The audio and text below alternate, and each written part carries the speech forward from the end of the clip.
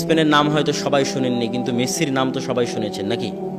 যুবক সমাজ শুনুনি, মেসি একটা প্লেয়ার আছে, একটা ক্লাবে খেলে, সেই ক্লাবের নাম হচ্ছে বার্সেলোনা, এবং আরও ক্লাব আছে রিয়াল মাদ্রিদ। এই ক্লাবগুলো যেই দেশে অবস্থিত সেই দেশের নাম হচ্ছে স্পেন। এবার বুঝতে পারলেন স্পেন কোন দেশ? সৌদি আরবে আমরা দেখি, সৌদি আরবের যুবকেরা, আমার খুব আফসোস হয়, কষ্ট হয়, শরীরে রোম শিউরে ওঠে, যে আরব দেশের এই সমস্ত যুবক, এই সমস্ত কিশোর, তারা মেসির 10 নম্বর গেঞ্জি ইউজ করে। প্রচুর মেসির ভক্ত আছে সৌদিতে, রোনালদোর গেঞ্জি ইউজ করে, মেসির গেঞ্জি ইউজ করে, এবং তারা বার্সেলোনা, রিয়াল মাদ্রিদ এই সমস্ত ক্লাবের খেলা নিয়ে সর্বদা মত্ত থাকে। যেমন আমাদের যুব সমাজ বিপিএল এর খেলা নিয়ে মত্ত থাকে, বিপিএল এর জুয়ায় মত্ত থাকে।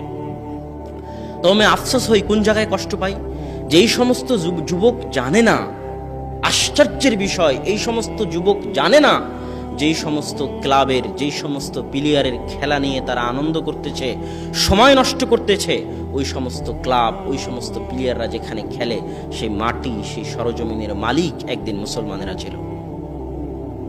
শুধু তাই নয়, অনেক বড় বড় ইমাম এই জমিন থেকে এসেছে। তাফসিরে কুরতুবির নাম শুনেছেন? তাফসিরে কুরতুবির লেখক ইমাম কুরতুবি স্পেনের ইমাম। কুরতুবাকে ইংরেজিতে বলা হয় কর্ডোভা। ইংরেজিতে যেটা কর্ডোভা, সেটি আরবিতে কুরতুবা। ওই কর্ডোভা শহরের ইমাম হচ্ছেন তাফসিরে কুরতুবির লেখক ইমাম কুরতুবি, স্পেনের ইমাম। হাফিজুল মাগরিব ইবনু আব্দুল বার 463 হিজরিতে মারা গেছেন। তাকে বলা হতো মাগরিব বা স্পেনের হাফেজ, বিখ্যাত ইমাম।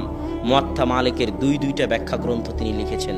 মুয়াত্তা মালিক, ইমাম মালিকের লেখা হাদিস গ্রন্থ, যার দুইটা ব্যাখ্যা গ্রন্থ হাফেজ ইবনু আব্দুল বার লিখেছেন।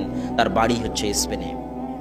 ইবনু হাজাম আন্দালুসি, বিখ্যাত ইমাম, তার শত শত বড় বই আছে, আল মুহাল্লা, যেই বই ছাড়া উলামায়ে কেরাম ফতোয়া দিতে পারে না, সেই বইয়ের লেখক ইবনু হাজাম আন্দালুসি হচ্ছেন স্পেনের ইমাম।